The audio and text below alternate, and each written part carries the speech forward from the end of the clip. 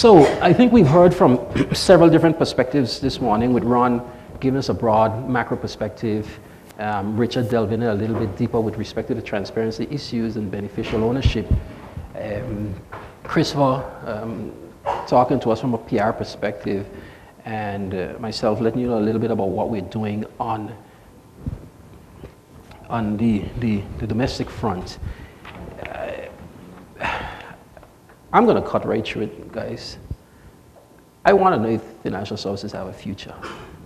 You know, we've heard a lot this morning.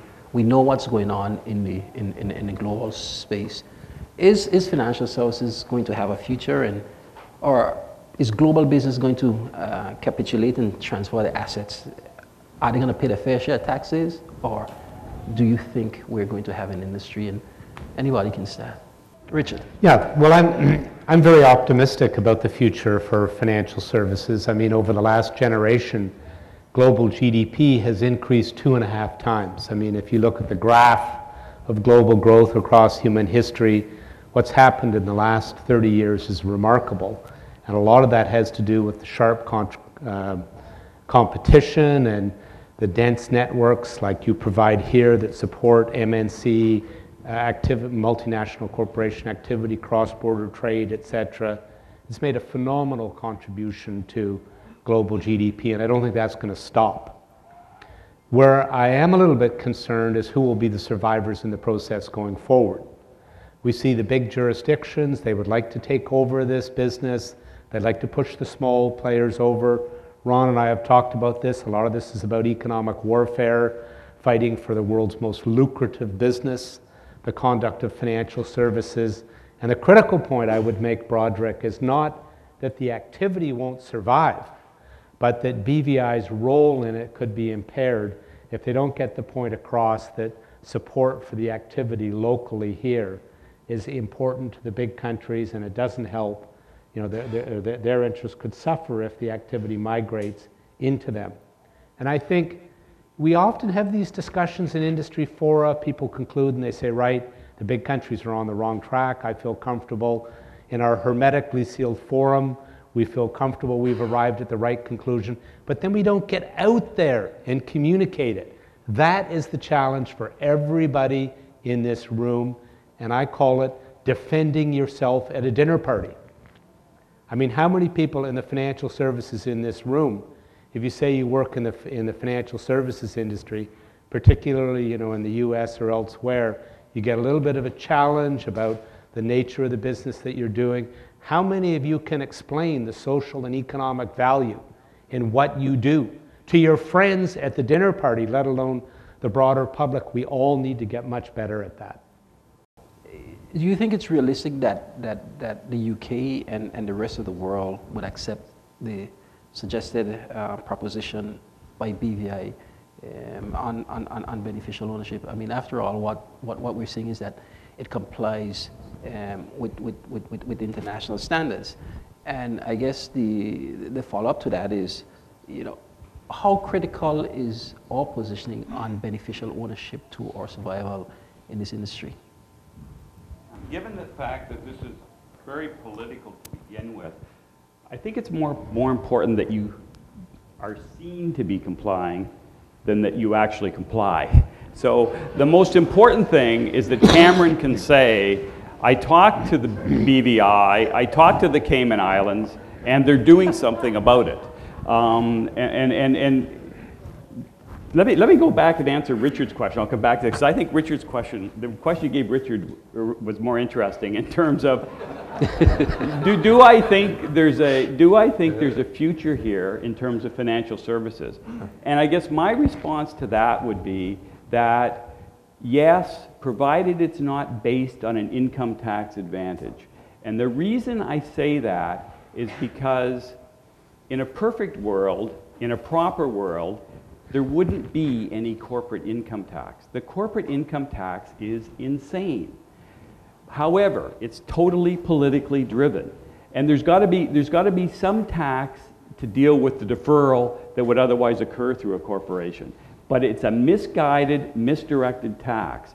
And so I think its life, hopefully, has to be limited. It can't continue forever. because it's inefficient. It's an incredible drag on productivity throughout the world. And so I think that over time, its significance is going to erode. One of the BEPS initiatives is to determine how much base erosion and profit shifting is costing.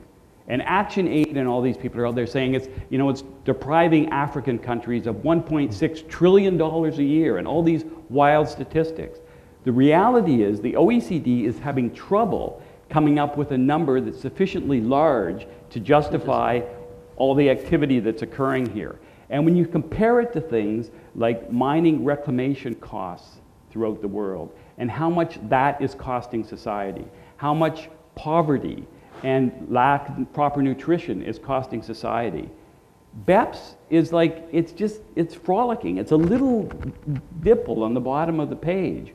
The G20 is going to meet in Turkey this year, China next year. They don't have the gravitas that Australia has and the UK has for this issue.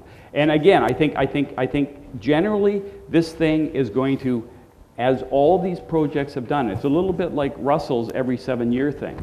This is, right now, it's just coming down off the peak. It's going to subside. As long as you behave like you're complying, do what you can to move along. You don't have to lead the pack, but don't be the last person in the pack either. Play along with the game, and then, you know, diversify your economy. Get into other things a little bit more. Get into holding companies and supporting them and having people doing other things. You know, get some special sphere of expertise, whether it's engineering, whether it's some special little field of medicine. Get the right people here, promote it, and it will grow itself and it will attract other great people with it. So I didn't answer your question, but I think that stuff's more interesting than your question. Ron, I don't know if you saw the fine print of your non-belonger landholder's license, but it says that you have to be a spokesperson on behalf of the BVI. Christopher. I just want to get the $15 departure tax instead of the 20. That's all I'm really after. Christopher, given what Ron just said, how do we change the perception? How do we change how BVI is perceived? How do we get those type of comments out there? And will they actually do anything? I think they have to, and it's our job to make sure that they do by making it relevant to not only the opinion formers that we want to get to, but also to the publics that those opinion formers are responsible to. Let me use an example. In most countries and in the UK, how many children want to grow up to become a financial services professional? That's not something you hear, certainly from not my children. More is the shame. So there is a government and a media increasing backlash which forgets and makes it conveniently not aware of the economic economic contribution that financial services makes to economies. So I think the starting point has to be to unravel the value that financial services means to BVI, to make it relevant to what financial services means and BVI means to international trade, because then you start to open up those cues that NGOs conveniently use against you all the time, and you mentioned Africa a couple of seconds ago. So you make it relevant and you make it understandable and you tell the story in a way that others cannot fail to understand. And I think that is the starting point, I believe. You may be doing it for other jurisdictions as well, but I don't think that's a problem. But I think as well as the changes that BVI is putting in place and the authenticity, as I mentioned earlier, and the heritage that BVI has, but not to dwell on those, but to make it relevant and understandable to other publics who previously were not stakeholders that you needed to worry about. No. For those of us who are not in the financial services space, one of the advantages, someone actually who attended this conference said to me, who was in that space actually, of everybody hearing, is that those of us, Ed, who's in tourism begin to understand the other side of the economy and have a greater appreciation how it all comes together into making our livelihood.